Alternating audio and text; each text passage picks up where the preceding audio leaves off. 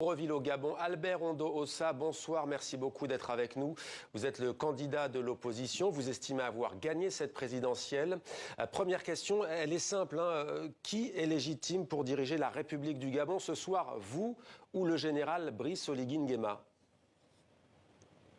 Alors il faut situer les choses dans leur contexte. D'abord, ce n'est pas un coup d'État, c'est une révolution de palais.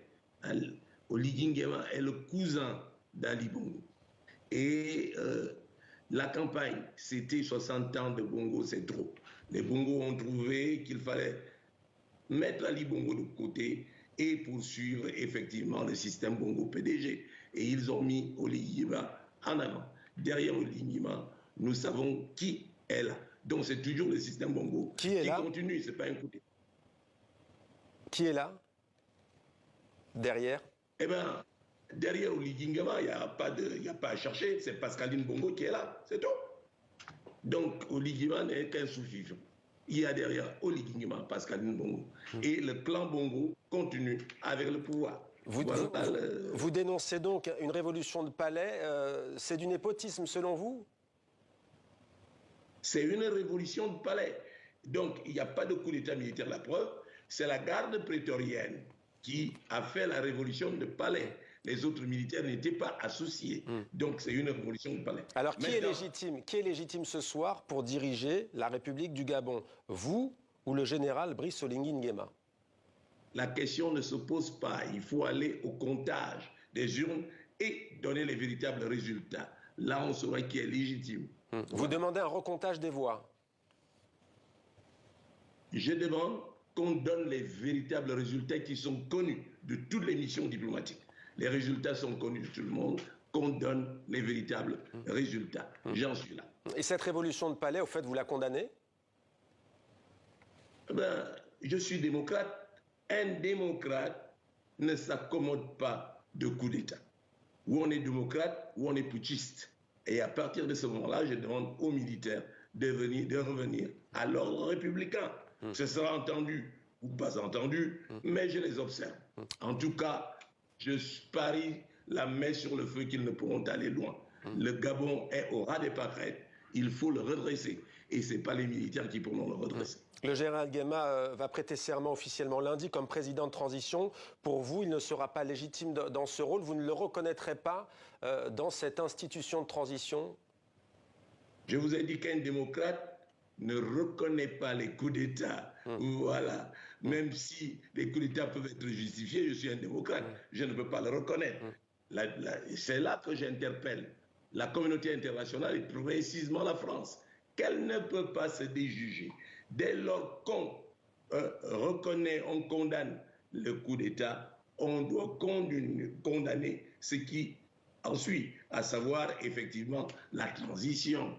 Et j'ajoute que moi je savais que le coup d'État était en préparation depuis près d'un an. Vous le saviez, vous le saviez. Alors c'est vrai que, pardonnez-moi de vous couper, c'est vrai que dimanche, au lendemain de l'élection, vous avez mis en garde le président Ali Bongo en lui disant « Vous n'avez pas la garde présidentielle avec vous, vous n'avez pas l'armée avec vous ». Je suis allé à Paris, j'ai vu le Cauderçay, l'Élysée le sait. J'ai prévenu sur ce qui est passé. Maintenant, on attend la communauté internationale. Attendez, vous dites que vous saviez, que l'Élysée, la France savait qu'il allait avoir un coup d'État? Je disais qu'on allait avoir un coup d'État électoral. Les Bongo n'ont jamais gagné aucune élection. Par conséquent, ils n'ont fait que de coups d'État pour se maintenir au pouvoir. Et que vous a dit le Quai d'Orsay que vous avez cité, le ministère français des Affaires étrangères? Que vous a-t-il dit? Moi, j'ai eu l'impression d'avoir été écouté. J'ajoute que les coups d'État sont condamnés. Par qui vous avez été écouté? Pour la communauté internationale de revenir à l'ordre républicain. Et j'attends. Catherine Colonna, la ministre des Affaires étrangères, vous avez discuté avec elle? Je n'ai pas discuté avec le ministre des Affaires étrangères. J'ai discuté avec ses conseillers et les directeurs et sous-directeurs. Voilà. Alors, est-ce que vous avez parlé au fait à Brice Oligui Nguema, le général? Vous avez parlé avec lui? Pas encore. Il vous a appelé? Comment ça se passe? Eh bien, je pense avoir gagné l'élection. Ce n'est pas à moi d'aller vers Oligui Nguema. C'est Oligui Nguema à venir vers moi. Et vous lui demandez... dans tous les cas, il viendra. Et que lui demandez-vous ce soir? Quel message lui adressez-vous? Je n'ai rien à lui demander. Lui, il fait ce qu'il a à faire. Moi, j'attends le retour à l'ordre républicain. Chacun de nous sait ce qu'il a. Moi, j'ai avec moi le peuple gabonais à 80% et à lui de savoir sur quoi, sur quoi il compte. Ouais. On a vu des scènes de liesse aussi pour soutenir ce que vous appelez cette révolution de palais et ce coup d'État. Le peuple gabonais, en tout cas, de nombreux Gabonais sont avec ces militaires. Le problème, les Gabonais sont sortis dans la rue pour saluer le départ des Bongo. Mais j'ai dit effectivement que là, ils ont vu, ce n'est pas les Bongo qui sont partis, un Bongo a remplacé un Bongo. Ils vont devoir revenir à la réalité. Mais vous savez comment ça se passe en général quand il y a des militaires qui viennent à la télévision et qui annoncent qu'ils vont créer un conseil de transition. En général, c'est parti pour plusieurs semaines, plusieurs mois. Est-ce que vous ne redoutez pas que le temps joue en la faveur du général? Aucune armée au monde n'a jamais pu faire face. Aucune armée au monde n'a jamais pu faire face à une population qui est décidée. La population est la seule force qui démet les militaires. Et ça, c'est vu dans plusieurs pays. Moi, j'attends. Ouais. Vous n'avez pas peur? J'attends. Mais non, je n'ai pas peur. J'ai dit que j'étais prêt à mourir. S'ils veulent me tuer, ils n'ont qu'à tuer. Mais ils ne tueront pas la révolution qui est en train de se préparer. Le Gabon vaincra et les militaires seront mis de côté. Et le clan Bongo sera mis hors d'état de nuit. Un dernier mot pour finir, vous l'avez déjà évoqué, mais ce soir, que demandez-vous au président français Emmanuel Macron? On sait que les deux pays ont des liens particuliers. C'est l'ordre républicain.